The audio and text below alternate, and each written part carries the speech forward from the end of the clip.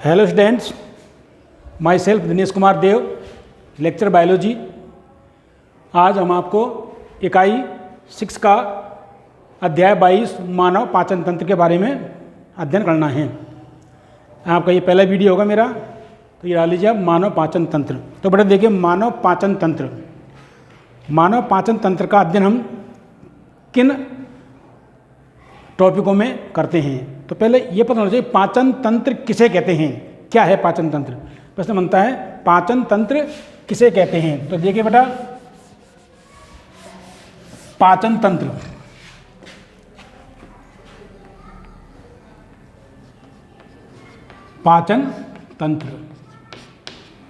Digestive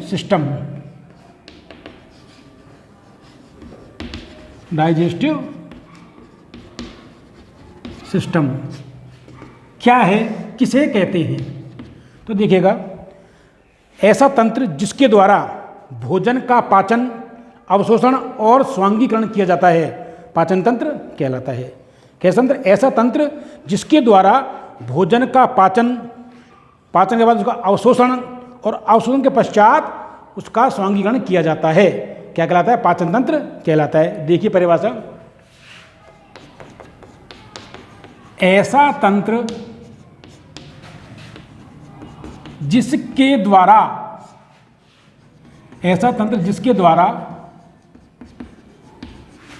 भोजन का पाचन,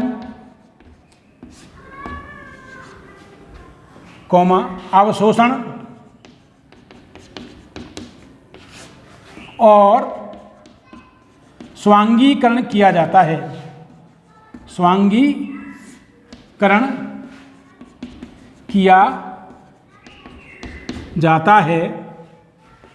किया जाता है तो उसे पाचन तंत्र कहते हैं, डाइजेस्टिव सिस्टम कहते हैं।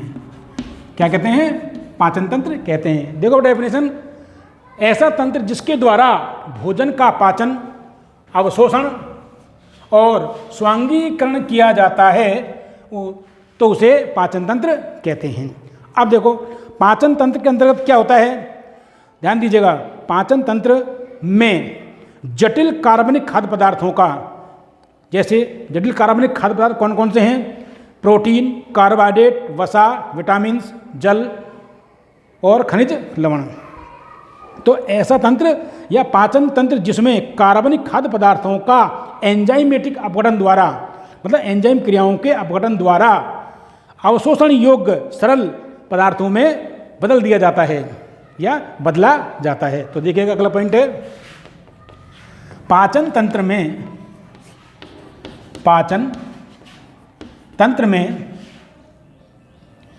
जटिल कार्बनिक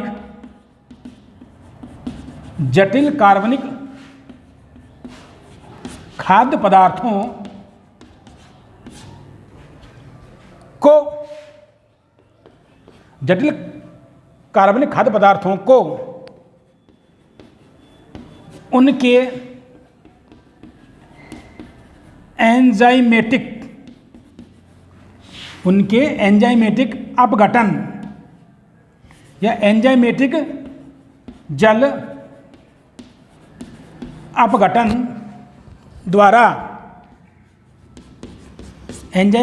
अपघटन द्वारा अवशोषण योग्य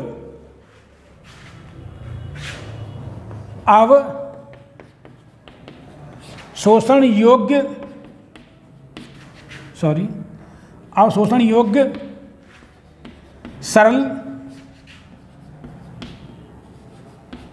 पदार्थों में बदल दिया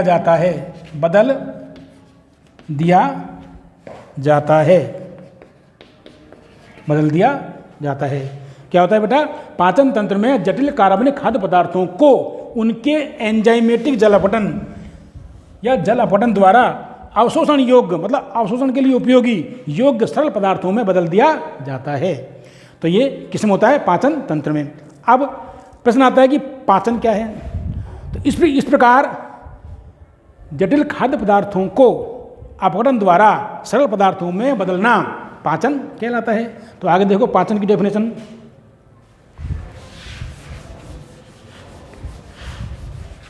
अब देखिए पाचन क्या है।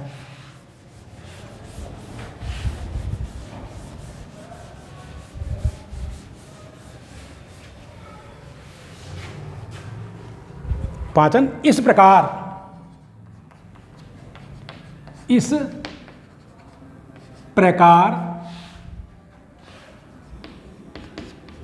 जटिल खाद्य पदार्थों को जल अपघटन द्वारा या एंजाइम जल अपघटन द्वारा, बात एक ही है, जल अपघटन द्वारा सरल पदार्थों में बदलना पाचन कहलाता है। क्या कहलाता है बेटा? इस प्रकार जटिल खाद्य पदार्थों को जल अपघटन द्वारा सरल पदार्थों में बदलना पाचन कहलाता है। अब प्रश्न उठता है कि मानव पाचन तंत्र, तो मानव पाचन तंत्र का अध्ययन किन किन बिंदुओं का अंतर्गत किया जाता है? अब देखिएगा,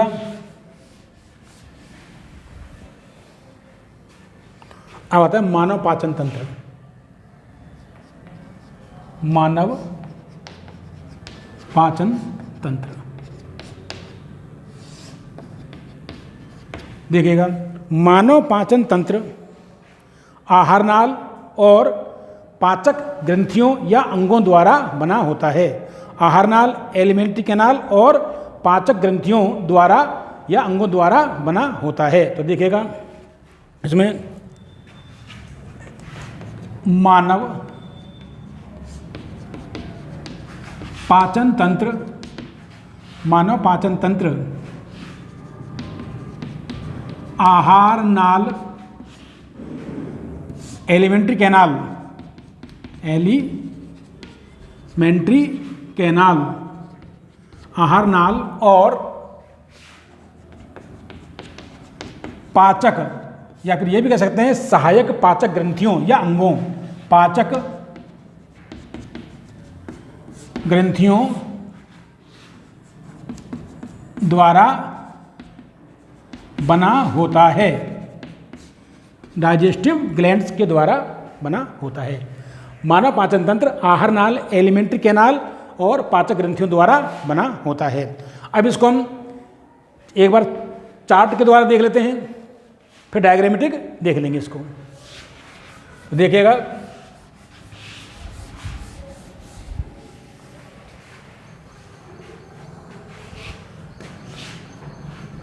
मानव पाचन तंत्र, एक चार्ट बनाते हैं। मानव पाचन तंत्र, ठीक है बेटा, दो भागों में बांटा गया है, या दो भागों में अध्ययन करते हैं। तो देखिएगा, पहला है आहार नाल। आहार नाल से बोलते हैं एलिमेंट्री कैनाल, एलिमेंट्री कैनाल, आहार नाल। दूसरा है पाचक ग्रंथियां, पाचक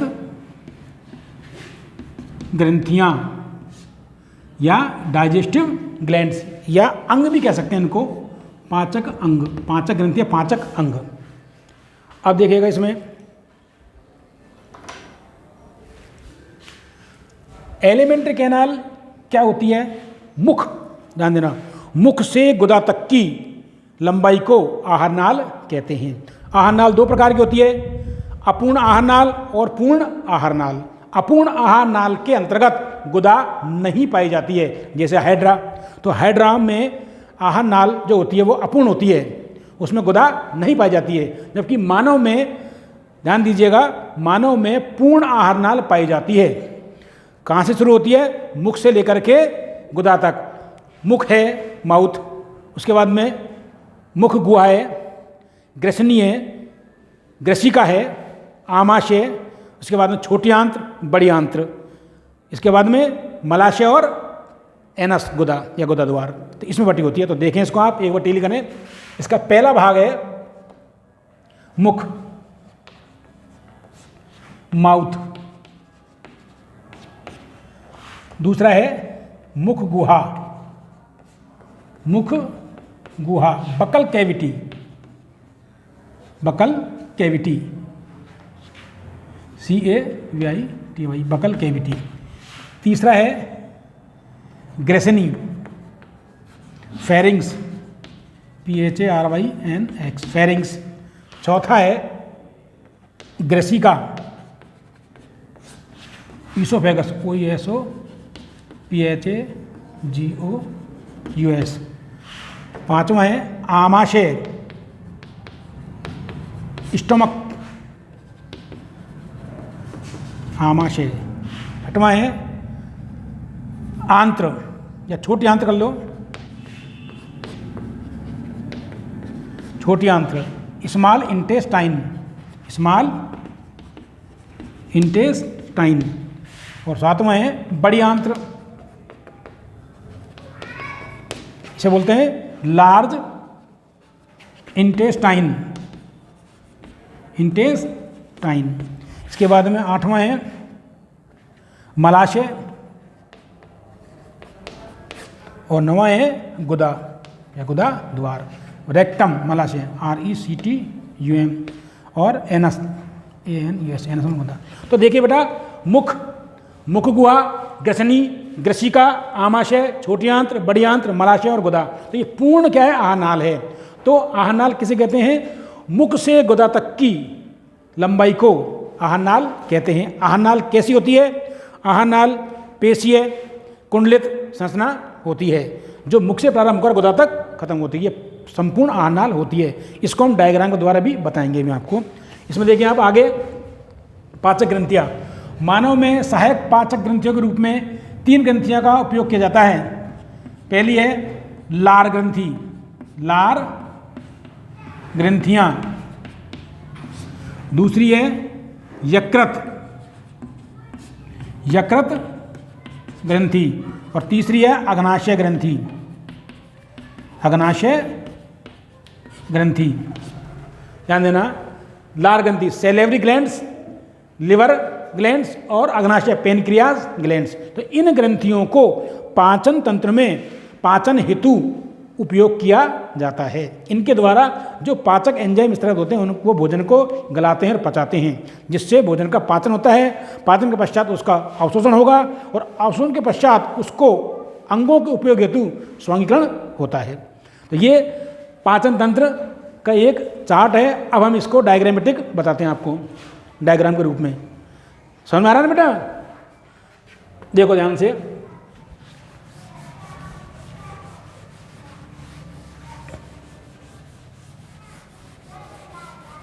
अब हम इसको डायग्राम के द्वारा आपको समझाते हैं।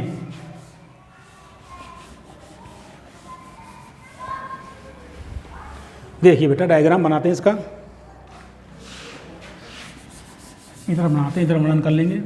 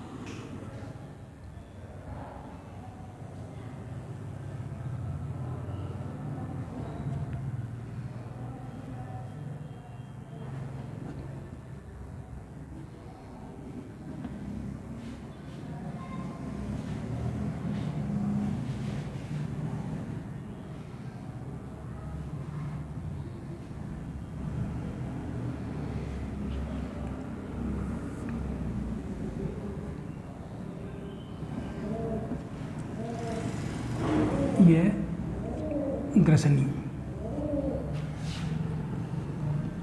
तो देखिए बेटा, ये हो जाता है आपका मुख।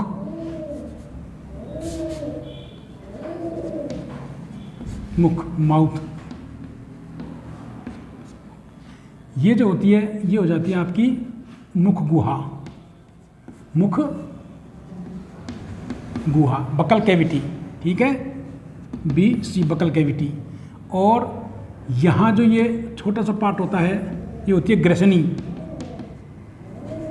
ग्रसनी, फेरिंग्स। इसके बाद में ग्रसनी, मुख गुहा और जो ग्रसिका के मंत्र का भाग क्या कहलाता है, ग्रसनी। इसके बाद में आपको आ जाता है ये, इसको बोलेंगे हम ग्रसिका।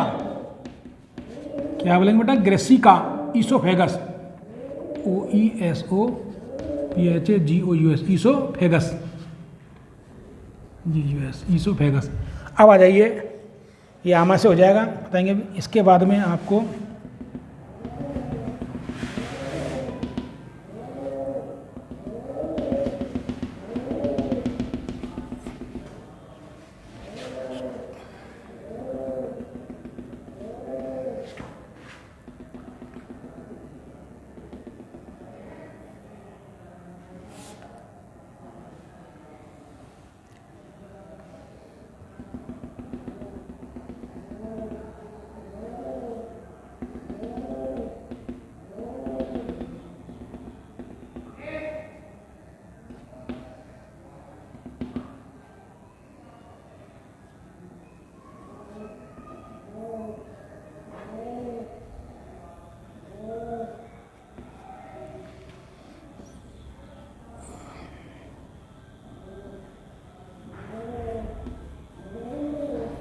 ये आपको बड़ी आंत्र हो जाएगी।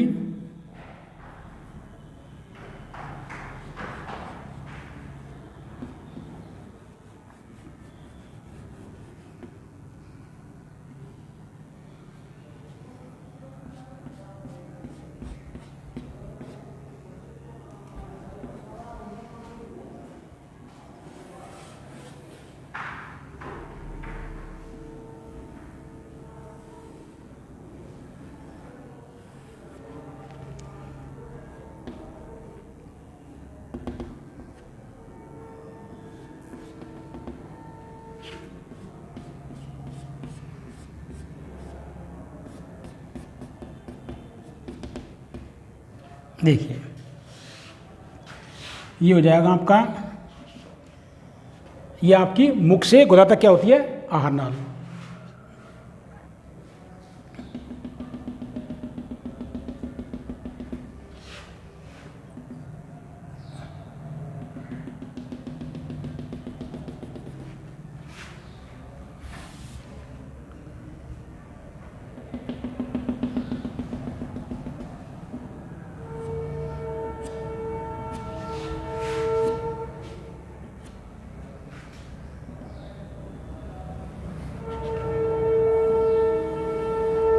ठीक है, ये ध्यान रहे, आपके प्रैक्टिकल में भी आएगा। पाचन तंत्र मेजर प्रैक्टिकल है, तो ये नामांकन पूछ जाएंगे आपसे प्रैक्टिकल में, क्या 8 भागों के नामांकन कीजिए। तो नामांकन ध्यान से देखें बेटा, मुख है, मुख गुहा है, ग्रसनी है, फेरिंग्स, इसके बाद में ग्रसिका। अब ये आ जाता है आपके सामने आमाशय। आमाशय ध्यान दीजिएगा, ये होती है गृहिणी।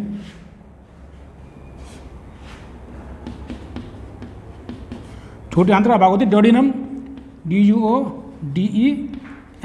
डोडिनम, ठीक है।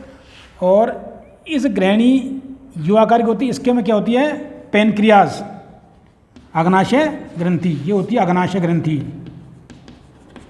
अग्नाशय ग्रंथि, आमाशय स्टोमक, STOMACH, ये होता है अग्नाशय, पेनक्रियाज, PANCREAS। इसके बाद में ध्यान देना, ये वैसे ये है बड़ी आंत्र, बड़ी आंत्र, लार्ज इंटेस्टाइन, लार्ज इंटेस्टाइन, ये होता है मलाशय। और ये होता है गुदा, एनस, ANUS, और रेक्टम, RACTUM, रेक्टम। ठीक है, अब देखिएगा ये होती है परिशेषिका अपेंडिक्स, परिशेषिका, क्रेमी रूपी परिशेषिका। कैसी होती है? क्रेमी रूपी, इस टाइप, क्रेमी रूपी। और ये होता है बड़ी आंत्र का भाग, ये होता है सीकम, उंडुक, सीकम, CAECUM, सीकम। और यहाँ जाती छोटी आंत्र, इसी को मान लो ये छोटी आंत्र, छोटी आंत्र, स्मॉल इंटेस्टाइन,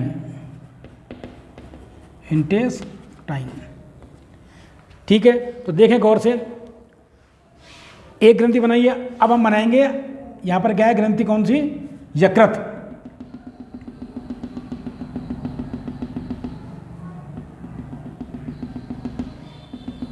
ध्यान देना बेटा, डायग्राम बायोलॉजी की जान होती है। डायग्राम है सब कुछ है, डायग्राम नहीं आते कुछ नहीं है। वेल डेवलप्ड डायग्राम,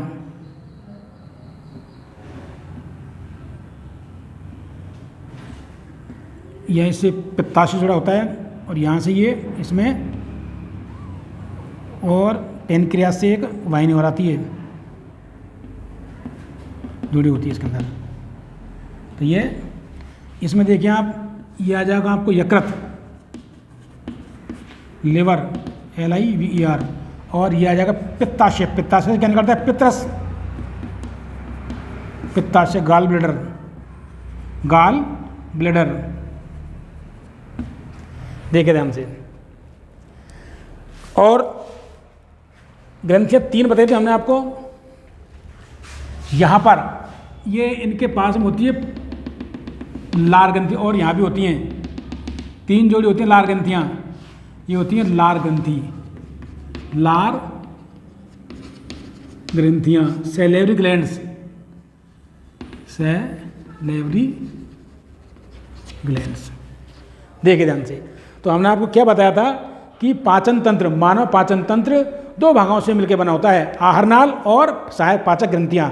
आहारनाल को देंगे बेटा सबसे पहले मुख, ध्यान देना, मुख, उसके बाद में मुख गुहा, फिर मुख गुहा और ग्रसिका के मध्य का भाग क्या कहलाता है? छोटा होता है ग्रसनी।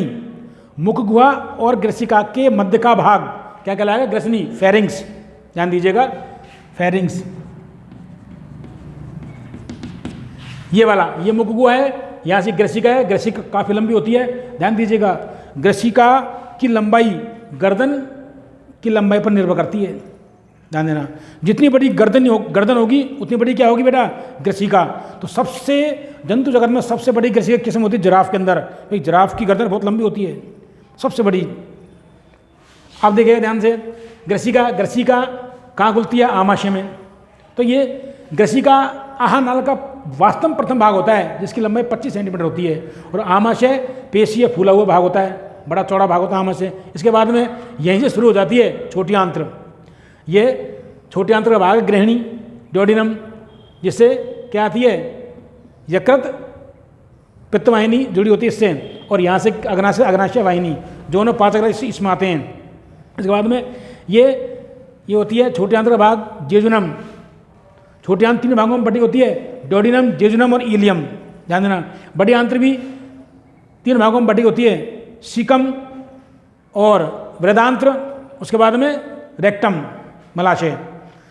वृदांत्र पुनः 4 भागों में बटी होती है, आरोही, अनुप्रस्थ, अवरोही और सिग्मोइड। इसके बारे में अध्ययन कराएंगे आगे हम आपको। तो ये पहले ये देख लें आप, तो पूरी की पूरी क्या है? एक नलिका रूपी स्ट्रक्चर है, देख लीजिएगा। यहाँ से कहाँ जुड़ी होती है ये? इससे सीकम से, और सीकम का जो भाग होता है फूला, ये इसे क्या मानते हैं? सीकम को हम अवशेषी भाग मानते हैं इसको।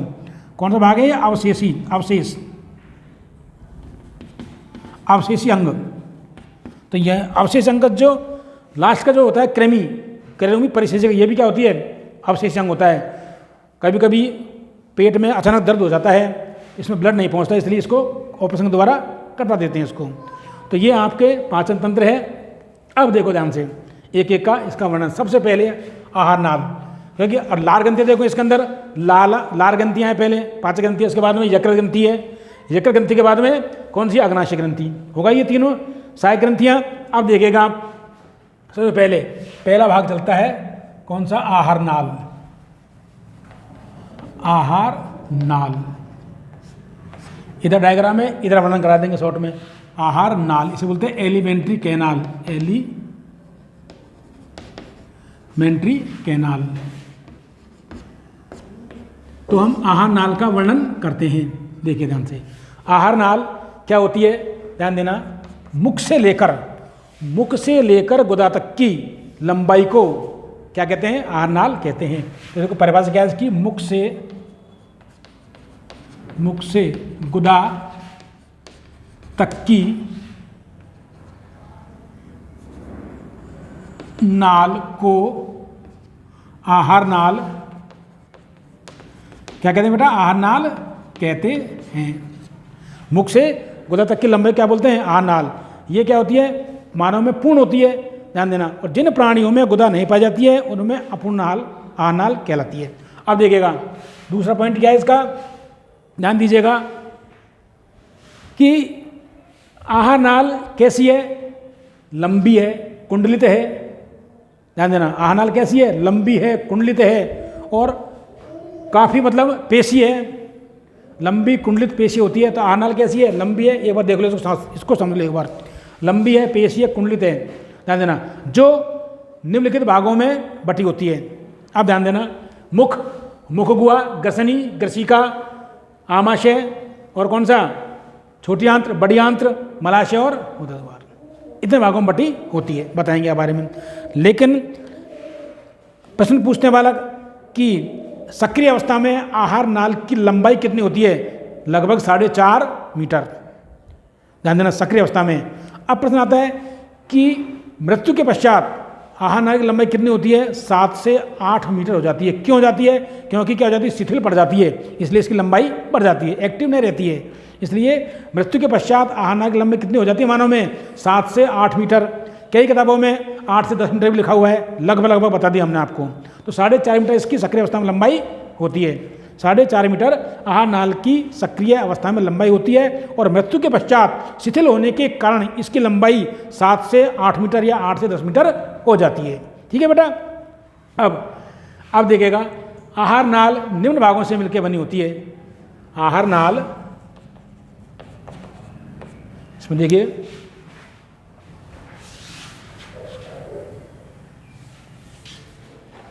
आहार नाल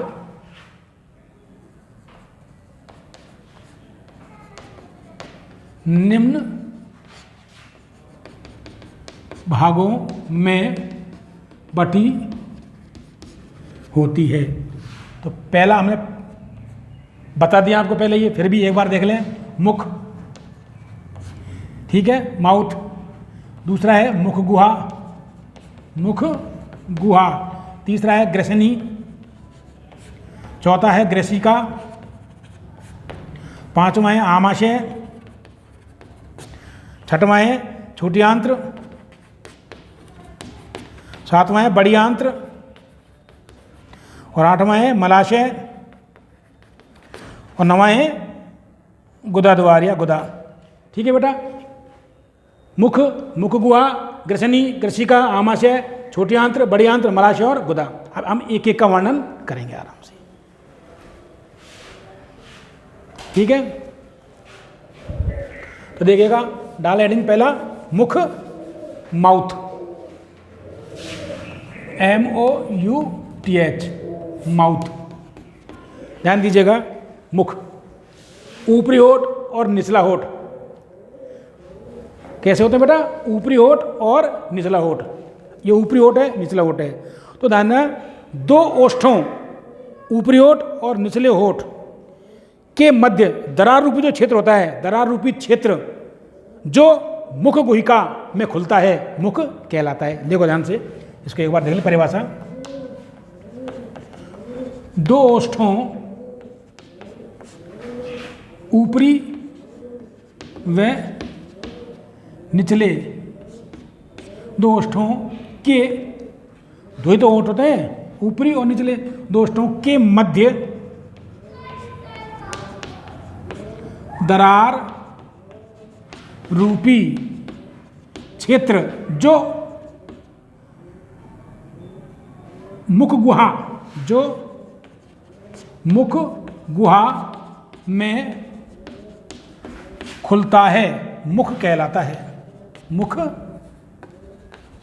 कहलाता है। ध्यान से खुद भी देख लो बेटा, ऊपरी ओठ है और नीचे दरार रूपी हो गया क्षेत्र, जो कहाँ खुलेगा? Buccal cavity. दांतों के अंदर क्या होती है? बकल कैविटी, मुख गुहा। तो मुख गुहा में जाकर के ये खुलता है, क्या कहलाता है? मुख कहलाता है। दो ओष्ठों, ऊपरी ओठ, या फिर हम ये भी कह सकते हैं कि ऊपरी ओठ और निचले ओठ के मध्य, मानव में ऊपरी ओठ और निचले ओठ के मध्य दरार रूपी जो क्षेत्र होता है उसे क्या कहते हैं? मुख कहते हैं। जो कहाँ खुलता है? ये मुख गुहा में खुलता है। ये हो गया मुख। इसके बाद में आती है, कई पुस्तकों में आपको मुख और मुख गुहा का वर्णन एक साथ दे रखा है। अब आता है आपको दूसरा है मुख गुहा। क्या कार्य करता है ये मुख? मुख पोषण को क्या करता है? अंतर्ग्रहित करता है। अंतर्ग्रहण किसे कहते हैं? वैसे पाचन की क्रियाविधि को, पाचन तंत्र की क्रियाविधि को 5 भागों में समझाया गया है। पहला है अंतर्ग्रहण, दूसरा है पाचन, तीसरा है अवशोषण, चौथा है स्वांगीकरण और पांचवा है बहिक्षेपण। जो अपचित भोजन होता है उसको मल द्वारा बाहर कर दिया जाता है। तो 5 भागों में अध्ययन करते हैं इसका हम। लेकिन अंतर्ग्रहण के दौरान क्या होता है? मुख द्वारा पोषक पदार्थों को या भोजन में पाए जाने वाले अपघटकों को ग्रहण किया जाता है। मुख द्वारा या मानव द्वारा मुख द्वारा पोषक पदार्थों को ग्रहण करना क्या कहलाता है? अंतर्ग्रहण कहलाता है। अब देखिएगा, अब आते मुख गुहा, दूसरा भाग है इसका मुख गुहा, buccal cavity, BUCCAL, buccal cavity, मुख गुहा। ध्यान दीजिएगा, गौर फरमाइएगा बेटा। दांतें, ध्यान देना, दांतों के अंदर, किसके अंदर? दांतों के अंदर ऐसी गुहा जो, ध्यान देना, दांतों के अंदर ऐसी गुहा जो ऊपर से तालू से, ध्यान देना, ऊपर से तालू से, नीचे जीभ से, ध्यान देना, ऊपर से तालू से देखेगा आप, नीचे जीभ से